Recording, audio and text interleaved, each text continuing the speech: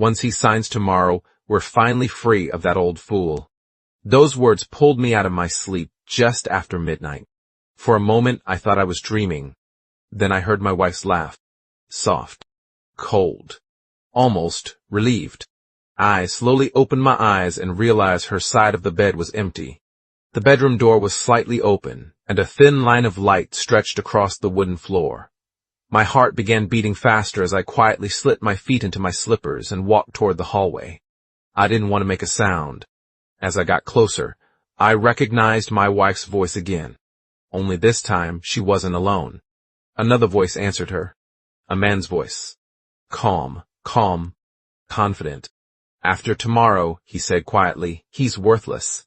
Neither of them knew I was standing just around the corner. I carefully leaned forward until I could see the dining room. There sat my wife, Meredith, speaking on the phone with someone I couldn't recognize. Spread across the dining table was a thick cream-colored envelope. Several legal documents had been neatly arranged beside two expensive pens, as though someone had spent hours preparing everything. Meredith gently placed her hand on the papers and smiled. Tomorrow he'll sign every page, she whispered. He trusts me completely. My legs suddenly felt weak. Sign what? Why tomorrow? Who was she talking to? And why, after almost 3 years of marriage, was she calling me an old fool? Every instinct inside me wanted to walk into that room and demand answers. Instead, I quietly stepped backward, returned to the bedroom, lay down exactly where I'd been sleeping, closed my eyes, and pretended I'd heard absolutely nothing. That decision probably saved my life. My name is Nathaniel Whitmore. I'm 74 years old now, and if there's one lesson I've learned, it's this. Loneliness can make even a careful man trust the wrong person. To understand why I didn't confront Meredith that night, you first need to understand how a lonely old widower like me slowly mistook control for love. Before we continue, subscribe and join our growing family for emotional stories of family, betrayal, justice, and unforgettable life lessons. Also, tell me your country in the comments. I love reading where everyone's watching from. Looking back now, the very first warning had come years earlier. I simply didn't recognize it. Before I tell you how Meredith slowly became the center of my world, you should know there was a time when I never imagined loving anyone except my first wife. Her name was Evelyn. For 46 wonderful years, she wasn't just my wife. She was my best friend, my greatest critic, and the reason every house we ever lived in truly felt like a home. We weren't wealthy. We weren't famous. But every evening, no matter how busy life became, we'd sit together on our front porch with 2 cups of coffee and talk until the sun disappeared behind the trees. Those quiet moments became the richest part of my life. Then cancer arrived without asking permission. I watched the strongest woman I'd ever known slowly become too weak to climb the stairs she'd walked thousands of times before. Even during her final weeks, she worried more about me than herself. One night she squeezed my hand and whispered, "Promise me you won't spend the rest of your life alone." I promised. At the time, I didn't realize promises made beside a hospital bed are often the hardest ones to keep. After Evelyn passed away, the silence inside my house became unbearable. Thankfully, I wasn't completely alone. My son, Caleb, called every single day. If I forgot to answer, he'd drive across town just to make sure I was all right. He fixed things around the house, brought groceries, invited me to dinner, and never once made me feel like a burden. He never asked me for money, never interfered with my decisions. He simply loved me. Years later, when I finally met Meredith at a community charity event, she seemed like an answer to a prayer I thought God had forgotten. She was patient, kind, attentive. She listened to stories about Evelyn without ever showing jealousy. Caleb was always polite to her, respectful, but I often caught a quiet hesitation in his eyes. I convinced myself he simply wasn't ready to see another woman sitting in his mother's chair. At the time, I believed my son was simply having trouble accepting change. I had no idea he was seeing something I couldn't. The first year of my marriage to Meredith felt peaceful. After years of eating dinner alone, it was comforting to hear another person's footsteps moving through the house again. She remembered how I liked my coffee, reminded me to wear a jacket when the weather turned cold, and always seemed to know exactly what I needed before I asked. Nothing she did felt controlling. It felt caring. One morning, as my phone rang while I was trimming the roses outside, she smiled and said, "Don't worry, Nathaniel, I'll answer your phone." The next week, she noticed me sorting through my prescription bottles. "Let me organize your medication," she said. "You shouldn't have to worry about that." A few days later, another suggestion came. "I'll pay the bills online. Then, I'll handle the bank. I cleaned your email inbox. I sorted the mail." Each sentence sounded so harmless that I never questioned it. Little by little, she convinced me I was becoming forgetful. "See," she'd laugh gently. "You almost missed your blood pressure pill again. I think retirement is finally catching up with you. I'm only trying to protect you." After hearing those words often enough, I began believing them myself. Without realizing it, I slowly stopped touching my own phone. I stopped checking my computer. I stopped opening bank statements. I stopped reading the mail before Meredith placed it neatly on the kitchen counter. It wasn't that she demanded control. I simply handed it to her, one small responsibility at a time. Around then, something else quietly changed. Caleb didn't seem to call as much anymore. Whenever I mentioned it, Meredith already had an answer waiting. "He's busy with work. He canceled because the kids got sick. He forgot to call back." I even sent him a reminder, but he never replied. Every explanation sounded reasonable. What I didn't know, what Caleb would eventually tell me much later, was that he thought I was the one ignoring him. Every phone call he made went unanswered. Every message disappeared. Every email received no reply. As far as my son knew, his own father had suddenly decided he no longer wanted him in his life. The silence between my son and me kept growing, and somehow it always made my wife seem like the only person I had left. As the months quietly slipped by, my world became smaller without me even realizing it. The neighbors who used to stop by for coffee seemed to disappear. Old friends I had played golf with for years suddenly stopped inviting me. One birthday came and went so quietly that I spent most of the afternoon sitting on the porch, wondering if I'd remembered the date correctly. Meredith noticed the look on my face and gently rested her hand on mine. "They're all busy, Nathaniel." She smiled sympathetically. "People have their own lives." I nodded. It sounded reasonable. Thanksgiving arrived. No call from Caleb. Christmas came. No visit. Every time I looked disappointed, Meredith already had an explanation waiting. "Your son has his own life now. You shouldn't beg people for attention. Children eventually move on." The strange thing was, she never said those words with anger. She said them with kindness, as though she were helping me accept a painful truth. Slowly, I stopped expecting anyone to call. When loneliness became too heavy, I blamed myself. Maybe I had become difficult. Maybe I talked too much about the past. Maybe Caleb really was tired of checking on an old man. More than once, I caught myself apologizing to Meredith. "I'm sorry if I've been emotional lately." She would immediately hug me. "Oh, sweetheart, you never have to apologize to me." Those hugs became my comfort. She became the person I leaned on for everything. What I didn't know was that, one rainy Tuesday afternoon, Caleb had quietly driven all the way to our house. He carried a homemade apple pie because he remembered it was my favorite. Before he could knock twice, Meredith stepped outside. She smiled politely and told him I had finally fallen asleep after a difficult morning. He asked not to be disturbed. Caleb hesitated, then quietly handed her the pie and drove away. I spent that entire afternoon reading in the living room, only a few feet from the front door. Months later, I would discover my son had stood only a few feet away from me that day, and I never even knew. One evening after dinner, Meredith placed a neat leather folder on the dining table. She smiled as though it were nothing important. "I've been thinking about our future." I looked up from my coffee. "Our future?" She nodded.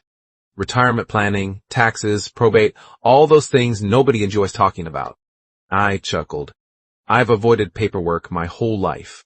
"Exactly," she replied with a laugh. "That's why I'm trying to make things easier for you." Over the next few weeks, the conversations became more frequent. She mentioned updating trusts, reviewing beneficiaries, simplifying finances, adding a power of attorney just in case.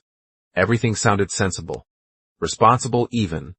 Then one afternoon she introduced me to a financial advisor she described as a trusted family friend. He seemed polite, professional. He spoke in complicated financial language that left me feeling more confused than informed. Whenever I looked uncertain, Meredith would gently squeeze my hand beneath the table.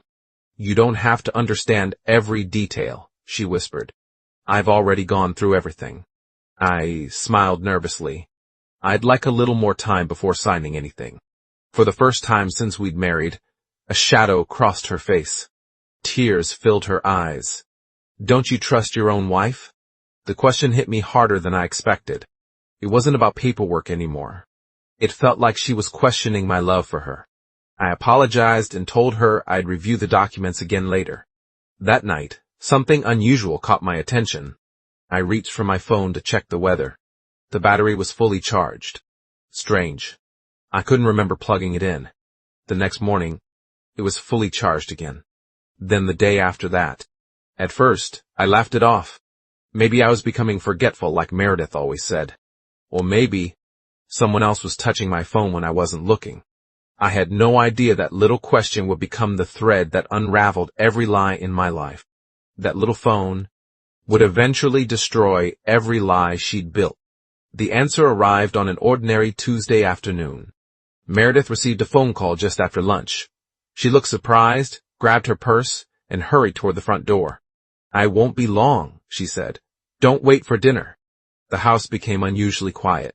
For the first time in months, I noticed my phone lying on the kitchen counter instead of beside Meredith, as if it had been forgotten. Just as I reached for it, it buzzed. The sound startled me. I couldn't remember the last time I'd heard my own phone ring. I stared at the screen. It asked for a passcode. My fingers hesitated. After several attempts, muscle memory finally returned, and the screen unlocked. What I saw stole the air from my lungs. The notification count kept scrolling. Hundreds. Then thousands. Unread text messages. Missed phone calls. Voicemails. Every single one from the same person. Caleb. My hands began shaking. "Dad, happy birthday. I hope you'll answer today." "Merry Christmas, Dad. The kids miss you." "I stopped by again. Meredith said you weren't feeling well. Please, if I've done something wrong, just tell me." Then came the voice messages. I pressed play. "Dad, it's me." His voice cracked. "I don't understand why you won't speak to me anymore, but I love you. I'll keep trying." Another message. Then another. Some were only a few seconds long. Others ended with silence, because he had started crying before he could finish speaking. I buried my face in my hands and wept. Not because my son had abandoned me, but because he never had. Neither of us had walked away. Someone had carefully built a wall between us. With trembling fingers, I opened blocked contacts. Caleb. Archived conversations. Caleb. Deleted messages. Caleb. Even emails had vanished. Every path led back to one person. Meredith. If this story is touching your heart, I'd truly appreciate it if you take a moment to like the video and subscribe. It helps these stories reach others who may need them, and it means more than you know. I thought discovering those messages was the worst part of that day. I was wrong. Because the messages weren't the worst thing I found that day. That night, I couldn't sleep. Every voicemail from Caleb echoed through my mind. His birthdays. My birthdays. Christmas mornings. Missed family dinners. Months of love, quietly erased before they ever reached me. Around midnight, I heard the bedroom door open. Meredith slipped out as quietly as she could. This time, I followed. Barefoot. Carefully. Just as I had on the night I told you about at the beginning of this story. Her voice drifted from the dining room. "Once he signs tomorrow, we're finally free of that old fool." My heart pounded. Then another voice answered through the speakerphone. "After tomorrow, he's worthless." I slowly raised my own phone and pressed the record button. Every word, every laugh, every promise. It was all captured. Meredith lowered her voice. "The papers are ready. He trusts me completely. I'll have everything by tomorrow afternoon." I quietly returned to the bedroom before she noticed I was gone. For the first time in months, I wasn't confused. I wasn't helpless. I finally knew the truth. The moment I heard her car leave the next morning, I dialed the only number that mattered. Caleb answered on the first ring. Neither of us spoke at first. We simply cried. After several minutes, he whispered, "Dad, I knew you wouldn't stop loving me." "I'm so sorry," I replied. "I should have trusted my own heart." By sunset, Caleb was sitting across from me with a family attorney, my longtime accountant, and a digital forensic specialist who had already begun preserving every deleted message, blocked contact, email record, and phone backup. No one suggested confronting Meredith. The attorney quietly smiled and said, "Sometimes the strongest case is the one your opponent helps you build." I looked toward the stack of legal papers waiting on the dining table. Tomorrow. Meredith believed I would finally sign them. She had no idea that tomorrow wouldn't be the day she won. It would be the day she trapped herself. For the first time in months, I wasn't the one being deceived. The next morning, I woke before Meredith.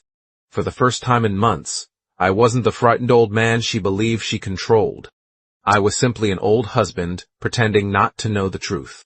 When she came downstairs carrying the leather folder, her smile looked warmer than usual.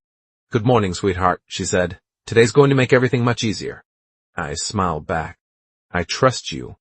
Those 3 words seemed to make her almost glow with satisfaction. Around 10 o'clock, the same financial advisor arrived carrying another stack of neatly organized papers. He greeted me politely, placed the documents on the dining table, and began explaining them exactly as he had before. Only this time, those weren't the documents Meredith thought they were. The evening before, our attorney had legally replaced every page with harmless administrative paperwork that transferred absolutely nothing. Meredith never noticed. She watched every signature with barely concealed excitement. I signed each page slowly, then thanked her for taking such good care of me. She squeezed my shoulder affectionately. "I'll always protect you." Inside, I almost broke down. Not because of what she'd done, but because I realized how convincing a lie could sound when spoken with a smile. While Meredith celebrated what she believed was her victory, another battle was unfolding beyond our front door. Our attorney, accountant, and digital forensic team had already secured every legitimate asset. Every deleted message had been recovered. Every blocked call had been documented. Every alteration made to my phone and email accounts had been preserved. Then came a discovery none of us expected. The investigators found records connected to Meredith under different surnames, different addresses, different states. Each file told a disturbingly familiar story. An elderly widower, a quick marriage, isolation from family, financial control, disappearing assets. Then another victim, and another. The pattern stretched back nearly 15 years. Meredith wasn't simply a dishonest wife. She was a professional predator who had turned lonely old men into a business. When our attorney showed me the evidence, he quietly closed the folder and said, "Mr. Whitmore, she thinks your signatures made her untouchable." He paused before adding, "But they may have just sealed her own fate." Meredith walked through the house like someone who believed she'd already won. She talked about remodeling the kitchen, selling my old pickup truck, buying a vacation home near the coast. Every plan she made quietly assumed I would never question another decision again. I simply listened. Then one Thursday morning, a sharp knock echoed through the house. Meredith smiled. I wonder who that could be. She opened the front door. Standing outside were 2 detectives, several financial investigators, and behind them, 3 elderly men and a woman I'd never seen before. Each looked at Meredith with the same mixture of pain and recognition. One detective stepped forward. "Mrs. Meredith Whitmore?" Her smile disappeared. "We have search warrants for this property." Another investigator began carrying boxes inside. Laptops, financial files, external hard drives, hidden folders. Within minutes, the quiet home she'd carefully controlled had become the center of a criminal investigation. One investigator placed several photographs across the dining table. Different names, different wedding pictures, different marriage certificates, different widowers, but always the same woman, Meredith. She stared at the photographs without saying a word. Then the detective calmly read a list of allegations. Identity fraud, financial exploitation of elderly victims, forgery, electronic evidence tampering, conspiracy. Meredith suddenly turned toward me. "Nathaniel, please." She grabbed my arm. "You have to tell them they're wrong." Tears filled her eyes. For the first time since I'd known her, they didn't move me. I gently stepped back, then quietly said the only words I had been carrying in my heart for months. "You spent months making sure I couldn't hear my own son." I paused, looked directly into her eyes. "Today, you'll discover what silence really feels like." The detectives carefully placed handcuffs around her wrists. She screamed my name as they led her toward the front door. I didn't follow. I simply stood there, surrounded by the truth she had spent years trying to bury. As they led her away, there was only one person left I wanted to see. After the detectives' cars disappeared down the street, the house became painfully quiet. For the first time in months, it was an honest silence, not one created by lies. A few minutes later, another car slowly pulled into the driveway. My heart already knew who it was before I looked through the window. Caleb. He stepped out of his truck, hesitated for a moment, then slowly walked toward the front door. Neither of us spoke when it opened. We simply looked at each other. The months apart had added gray to his beard and sadness to his eyes. I didn't know who moved first. Maybe it was both of us. One moment we were standing there. The next, we were holding each other like a father and son who had finally found their way home. "I'm sorry, Dad," Caleb whispered through tears. I shook my head. "No, I'm the one who's sorry." We sat together at the same dining table where so many lies had been planned. Only this time, the truth sat with us. For hours, we read every deleted message Meredith had hidden from me. Birthday wishes, Christmas photos of my grandchildren, voice messages, videos of little school concerts, pictures of fishing trips Caleb had hoped we'd take together. Every memory I thought I'd lost forever had been waiting for me inside that little phone. That afternoon, I realized something that changed my life. Meredith had never truly stolen my money. The greatest thing she stole was time. Time I should have spent laughing with my son. Time I should have spent watching my grandchildren grow. Time that can never be returned. In the weeks that followed, Caleb and I rebuilt our lives one conversation at a time. Together, we updated every legal document, every estate plan, and every financial record, not because I feared losing my wealth again, but because trust should never depend on secrecy. If these past months taught me anything, it's this. Loneliness can make even wise people vulnerable. Love should never require isolation. Trust should never eliminate verification. And family is never measured by what you leave behind. It's measured by who still walks beside you when everything else is gone.